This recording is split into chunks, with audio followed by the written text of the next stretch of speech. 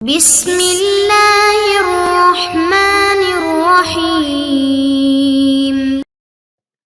الحمد للہ رب العالمین والصلاة والسلام علی خاتم الانبیاء والمرسلین اما بعد۔ عزیز طلباء کرام، امید ہے آپ سب خیریت سے ہوں گے۔ سابقہ ویڈیو کے اندر ہم نے سوال نمبر 2 شروع کیا تھا، اور سوال نمبر 2 یہ تھا کہ ما کان محمد ابا احد من رجالکم، اس آیت کو اس طرح واضح کریں کہ مکمل طور پر مسئلہ ختم نبوت نکھر کر سامنے آ جائے۔ اور دوسرا اس کا جو حصہ تھا اور جز تھا وہ یہ تھا کہ ختم نبوت سے متعلق کچھ کتابوں کے نام۔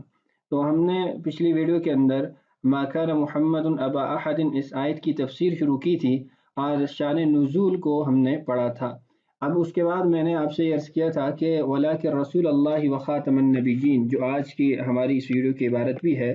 اس کا ماقبل جملے کے ساتھ ربط کیا ہے، اور دوسرا یہ کہ ولیکن رسول اللہ اور وخاتم النبیین، ان دو کلمات کا آپس میں کیا ربط ہے، اور تیسری بات یہ ذکر کرنی تھی کہ کلمہ نبیین جو کہ حالت جر کے اندر ہے، نبیون سے نبیین حالت جری کی وجہ سے بنا، اور اس کا مفرد نبیون ہے۔ تو کلمہ نبی اور کلمہ رسول کی تحقیق اور وضاحت اور ان دونوں میں فرق، تاکہ مکمل طور پر مسئلہ واضح ہو جائے، نکھر جائے۔ کیونکہ مؤلف دامت برکاتہم نے اس کتاب کے اندر اختصار کو ملحوظ رکھنا تھا، تو اس لیے وہ ان مباحث کی طرف نہیں گئے۔ میں یہاں پر آپ کے سامنے اس کا خلاصہ ذکر کر دیتا ہوں تاکہ مکمل طور پر مسئلہ واضح ہو جائے، اور رسول اللہ صلی اللہ علیہ وسلم کی شان اقدس، خاص طور پہ ختم نبوت کے اعزاز کے حوالے سے وہ بھی سامنے آ جائے، اور جو رقیق قسم کی تعویلات کی جاتی ہیں وہ بھی اس وضاحت سے دور ہوں گی۔ اب سب سے پہلا جو ہمارا عنوان ہے وہ یہ ہے کہ ما کان محمد ابا احد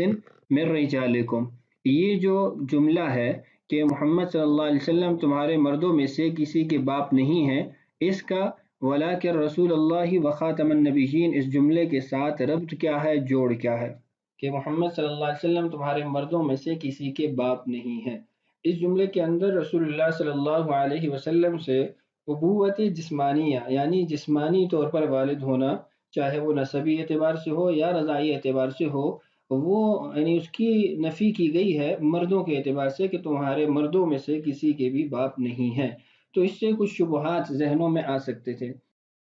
اس میں جو قوی تر شبہ ہے وہ یہ ہے کہ رسول اللہ صلی اللہ علیہ وسلم سے جب ابوت جسمانیہ کی نفی کی گئی تو اس سے ایک درجہ آپ صلی اللہ علیہ وسلم کی تنقیص سی لازم آ رہی ہے کہ آپ صلی اللہ علیہ وسلم کی کوئی نرینہ اولاد نہیں ہے، اور یہی عیب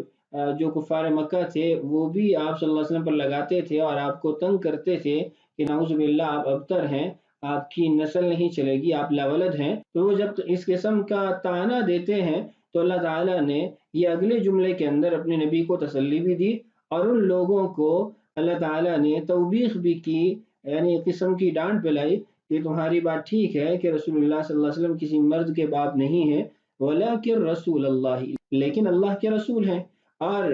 جو اللہ کا رسول ہوتا ہے وہ اپنی امت کے لیے باپ کی طرح ہوتا ہے۔ اسی لیے آپ دیکھتے ہیں کہ لوط علیہ السلام نے ان لوگوں سے کہا تھا جو فرشتے جو انسانی صورت میں آئے تھے ان کے ساتھ بدفعلی کرنا چاہتے تھے، تو ان سے کہا تھا کہ ہؤلاء بناتی ہن اطہر لکم واتقوا اللہ ولا تخزونی فی ضیفی۔ تو انہوں نے لوگوں کی بیٹیاں جو ان کی امت میں تھیں ان کے بارے میں کہا ہؤلاء بناتی، یہ میری بیٹیاں ہیں۔ تو رسول اپنی امت کے لیے ایک باپ ہوتا ہے، تو اس لیے ان لوگوں کو یہ جواب دیا گیا کہ تم یہ طعنہ مت دو، بلکہ یہ اللہ کے رسول ہیں، اور رسالت کی وجہ سے یہ امت کے روحانی باپ ہیں، اور ان کی جو اولاد ہے وہ اب لا تعداد ہے، یعنی تمام امت اولاد ہے، تو وہ اب شمار سے بھی خارج ہے۔ تو یہ رسول اللہ صلی اللہ علیہ وسلم کو تسلی بھی ہے اور ان کفار کو جواب بھی ہے۔ اور اس کے ساتھ ایک اور بات عرض کر دوں کہ یہ النبی اولی بالمؤمنین من انفسہم وازواجہ امہاتہم، اس آیت کے اندر بعض قراءات میں وَهُوَ أَبٌ لَهُمْ کے کلمات بھی ہیں۔ نبی پاک صلی اللہ علیہ وسلم مومنین پر ان کی جانوں سے زیادہ حقدار ہے، اور ان کے ازواج مومنین کی مائیں ہیں، اور بعض قراءات میں آپ صلی اللہ علیہ وسلم مومنین کے باپ ہیں، یہ کلمات اور الفاظ بھی ملتے ہیں۔ تو خلاصہ کیا ہوا؟ خلاصہ یہ ہوا کہ ما کان محمد ابا احد من رجالکم کے اندر جو ابوت جسمانیہ یعنی نسبی اور رضاعیہ ابوت کا انکار اور نفی پائی جاتی ہے، ولیکن رسول اللہ کے اندر اس کے برعکس جو روحانی ابوت ہے اس کا اثبات پایا جاتا ہے کہ آپ صلی اللہ علیہ وسلم امت کے روحانی باپ ہیں۔ یہ قوی تر شبہ تھا جو آپ سے عرض کر دیا ہے۔ اب اس کے بعد اگلا جملہ ہے وخاتم النبیین۔ وخاتم النبیین اس کلمہ کے اندر بھی پہلے معنی کی وضاحت پائی جاتی ہے، اور مزید جو معنی ہیں ان کو بھی میں عرض کرتا ہوں۔ پہلا جو معنی ذکر کیا گیا ولیکن رسول اللہ کے اندر کہ اس سے روحانی ابوت کو ثابت کیا گیا، اسی کی آگے مزید وضاحت ہے کہ یہ ایسی روحانی ابوت ہے جو اب تا قیامت باقی رہے گی، بلکہ تا قیامت نہیں، قیامت کے دن بھی اور جنت میں بھی باقی رہے گی۔ آگے کسی عنوان کی تحت انشاءاللہ میں عرض کروں گا کہ رسول اللہ صلی اللہ علیہ وسلم کی نبوت کب تک ہے، یعنی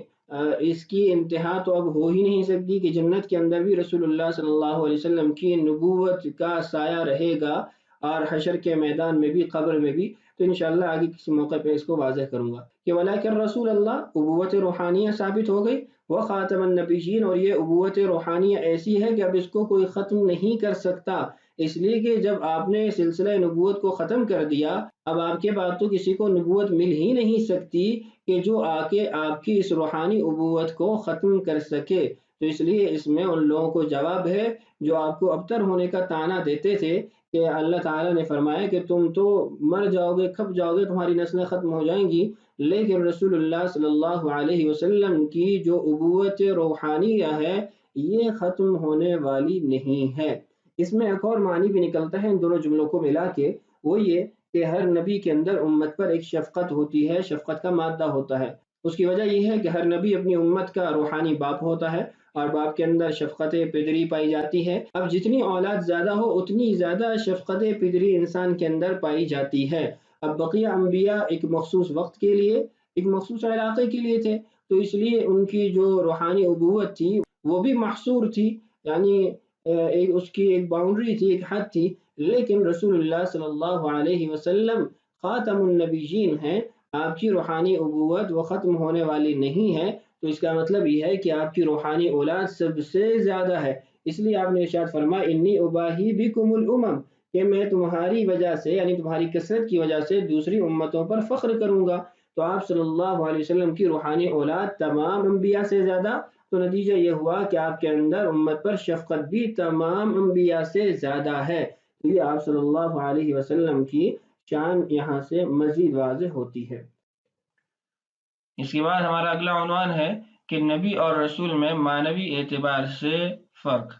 اس فرق کو جاننے سے مزید مسئلہ ختم نبوت واضح ہو جائے گا۔ نبی اور رسول میں معنوی اعتبار سے فرق ہے یا نہیں، اس میں تین علماء کے اقوال ہیں۔ سب سے پہلا قول یہ ہے کہ یہ دونوں مترادف کلمات ہیں اور ان میں باہمی کوئی فرق نہیں ہے، یہ دونوں ایک دوسرے کے لیے استعمال ہوتے ہیں۔ ایک ہی شخص کے لیے کبھی نبی کا کلمہ استعمال ہوتا ہے اور کبھی رسول کا کلمہ استعمال ہوتا ہے، یہ جمہور معتزلہ کا مذہب ہے۔ دوسرا قول یہ ہے کہ رسول نبی کی نسبت عام ہے۔ رسول نبی کی نسبت عام ہے کا مطلب یہ ہے کہ نبی یہ انسانوں کے ساتھ خاص ہے، کہ نبی انسان ہو سکتا ہے، فرشتہ نبی نہیں ہو سکتا، جبکہ رسول وہ فرشتہ بھی ہو سکتا ہے، انسان بھی ہو سکتا ہے۔ فرشتہ رسول ہو سکتا ہے، قرآن پاک کی ایک آیت سے اس کو ثابت کیا جاتا ہے کہ اللہ تعالیٰ ارشاد فرماتے ہیں وَلَقَدْ جَاءَتْ رُسُلُنَا إِبْرَاهِيمَ بِالْبُشْرَىٰ، کہ جب ہمارے رسول ابراہیم علیہ السلام کے پاس خوشخبری لے کر آئے، یہاں رسولوں سے مراد ملائکہ ہیں، فرشتے ہیں، کہ فرشتے خوشخبری لے کر آئے تھے۔ تیسرا جو قول ہے یا تیسرا جو مذہب ہے وہ جمہور اہل سنت والجماعت کا ہے۔ وہ فرماتے ہیں کہ نبی اور رسول میں فرق ہے، اور نبی اور رسول میں فرق کرنے کی جو وہ دلیل ذکر کرتے ہیں وہ اللہ تعالیٰ کا ارشاد ہے وَمَا أَرْسَلْنَا مِن قَبْلِكَ مِن رَّسُولٍ وَلَا نَبِيٍّ۔ اب آپ دیکھیں یہاں پر اللہ تعالیٰ نے جو نفی کی ہے وہ رسول اور نبی دونوں کی جدا جدا کی ہے، اور پھر اس کے بعد آگے استثناء سے اگلا حکم ذکر کیا جس سے یہ نفی اس بات کے معنی میں چلی جاتی ہے۔ تو آپ دیکھیں یہاں پر رسول اور نبی دونوں جدا جدا ذکر کیے گئے، تو گویا ان دونوں میں فرق ہے۔ اور ایسے ہی رسول اللہ صلی اللہ علیہ وسلم کی ایک روایت ہے جس سے بالکل ہی یہ بات واضح ہو جاتی ہے کہ نبی اور رسول میں فرق ہے، اور اس روایت کو ابو ذر رضی اللہ عنہ روایت کرتے ہیں کہ رسول اللہ صلی اللہ علیہ وسلم نے ارشاد فرمایا کان الانبیاء 124,000 کہ جو انبیاء گزرے ہیں، انبیاء ہوئے ہیں، ان کی تعداد وہ 1,24,000 تھی۔ وَكَانَ الرُّسُلُ 15,300 رَجُلٍ مِّنْهُمْ أَوَّلُهُمْ آدَمُ إِلَى قَوْلِهِ آخِرُهُم مُحَمَّدٌ، اور جو رسول گزرے ہیں ان کی تعداد 315 تھی، جن میں سب سے پہلے حضرت آدم علیہ السلام ہیں اور سب سے آخری وہ حضرت محمد صلی اللہ علیہ وسلم ہے۔ اب اس حدیث سے تو بالکل صاف طور پر واضح ہو گیا کہ انبیاء اور رسولوں میں فرق ہے۔ اب آتے ہیں فرق کیا ہے۔ نبی اور رسول میں جو فرق ہے وہ عموم خصوص کا ہے کہ نبی عام ہے اور رسول خاص ہے۔ نبی عام ہے، رسول خاص ہے، اس کا مطلب یہ ہے کہ ہر نبی رسول نہیں ہے جبکہ ہر رسول نبی ہے، یعنی رسالت اور نبوت یہ دونوں مل جاتے ہیں، لیکن نبوت اور رسالت یہ دونوں نہیں ملتے۔ یہ بات یاد رکھیے کہ نبی ہو یا رسول ہو، یہ ان میں سے ہر فرد وہ وحی کے ذریعے انسانوں کی اصلاح کرتا ہے، اس کا اور اللہ تعالیٰ کا وحی کے ذریعے ربط ہوتا ہے، اللہ تعالیٰ سے وہ وحی کے ذریعے احکامات لے کر آگے امت کو دیتا ہے۔ لیکن جو رسول ہوتا ہے اس کے لیے دو شرائط ہیں۔ پہلی شرط یہ ہے کہ رسول وہ جدید شریعت لے کر آتا ہے، یا وہ جدید کتاب لے کر آتا ہے، صحیفہ لے کر آتا ہے، جبکہ نبی وہ بذریعہ حکم خداوندی لوگوں میں محنت کرتا ہے، اس کی طرف وحی آتی ہے، لیکن جدید شریعت یا جدید کتاب اس کو نہیں دی جاتی، جس کی واضح ترین دلیل اللہ تعالیٰ کا ارشاد ہے اِنَّا أَنزَلْنَا التَّوْرَاةَ فِيهَا هُدًى وَنُورٌ يَحْكُمُ بِهَا النَّبِيُّونَ الَّذِينَ أَسْلَمُوا، کہ ہم نے تورات کو اتارا، تورات میں ہدایت ہے، نور ہے، اور اس تورات کے ذریعے نبی وہ فیصلہ کرتے ہیں۔ اب آپ دیکھیں یحکم بها النبیون، النبیون یہ جمع کا صیغہ ہے، اس سے پتہ چلتا ہے کہ کتاب ایک ہے، لیکن اس کتاب کی ترویج، اس کتاب کو عمل میں لانے کے لیے، لوگوں کو احکامات سمجھانے کے لیے متعدد انبیاء کو مبعوث کیا گیا۔ اب متعدد انبیاء ایک کتاب کے ذریعے لوگوں کی رہنمائی کرتے ہیں، لوگوں کو دین سکھلاتے ہیں، جبکہ رسول کو جب بھی بھیجا جائے گا وہ نئی کتاب لے کر آئے گا، جو کتاب سابقہ کتاب کے لیے ناسخ ہوگی، اس کے احکامات کے دور کے خاتمے کا بیان ہوگی۔ تو اب جب آپ نے رسول اور نبی میں فرق سمجھ لیا، اب آئیے اس کی تطبیق کرتے ہیں آیت پر۔ آیت میں آپ دیکھیں وَلَٰكِن رَسُولَ اللَّهِ وَخَاتَمَ النَّبِيِّينَ، لیکن اللہ کے رسول ہیں اور نبیوں کو ختم کرنے والے ہیں۔ اب آپ دیکھیں کہ سیاقی کلام کے مطابق تو ہونا چاہیے وَلَٰكِن رَسُولَ اللَّهِ وَخَاتَمَ الْمُرْسَلِينَ، اور اگر وَخَاتَمَ الْمُرْسَلِينَ ہوتا تو پھر اس کا مطلب یہ تھا کہ اللہ کے رسول ہیں اور رسولوں کو ختم کرنے والے ہیں۔ رسولوں کو ختم کرنے کا مطلب یہ ہوتا کہ ایسے افراد، ایسی مبارک ذات جو نئی شریعت لے کر آتی تھی یا نئی کتاب لے کر آتی تھی، ان کو ختم کرنے والے ہیں۔ اب اس سے یہ معنی باہر رہ جاتا کہ اگر کوئی شخص وہ قرآن پاک کی ہی ترویج اور قرآن پاک کی ہی تعلیمات کے لیے نبوت کا دعویٰ کرتا ہے تو اس آیت کے اندر پھر اس کا رد نہ ہو سکتا، لیکن قرآن کا حسن اسلوب دیکھیے اور قرآن کی حسن تعبیر اور جامع تعبیر دیکھیے کہ قرآن نے رسالت کو بیان کرنے کے بعد جو آپ پر اس سلسلے کو ختم کرنا ذکر کیا، اس کے لیے کلمہ نبیین استعمال کیا، اس لیے کہ نبی کے اندر رسول بھی داخل ہیں اور نبی بھی داخل ہے،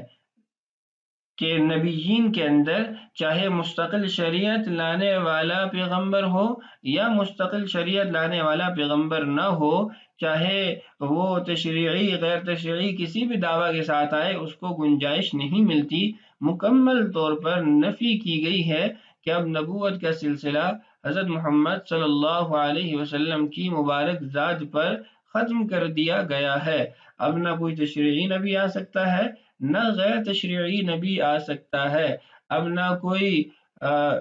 ذلی، بروزی اور دیگر تعویلات، تخصیصات کے ساتھ نبی ہونے کا دعویٰ کر سکتا ہے، اور نہ اس کے بغیر مستقل نبوت کا دعویٰ کر سکتا ہے۔ تو اس سے مزید اس مسئلے کی وضاحت ہو چکی ہے۔ اگلی ویڈیو میں انشاءاللہ ہم ختم نبوت کی قرآنی تفسیر، نبوی تفسیر سے متعلق بات کریں گے۔ اللہ تعالیٰ سے دعا ہے اللہ تعالیٰ ہمارے لیے اس عقیدے کا سمجھنا، سمجھانا اور دلوں میں راسخ کرنا آسان فرمائے اور انسانیت کی ہدایت کا ذریعہ بنائے۔ اللہ تعالیٰ ہم سب کا حامی و ناصر ہو۔ السلام علیکم ورحمۃ اللہ وبرکاتہ۔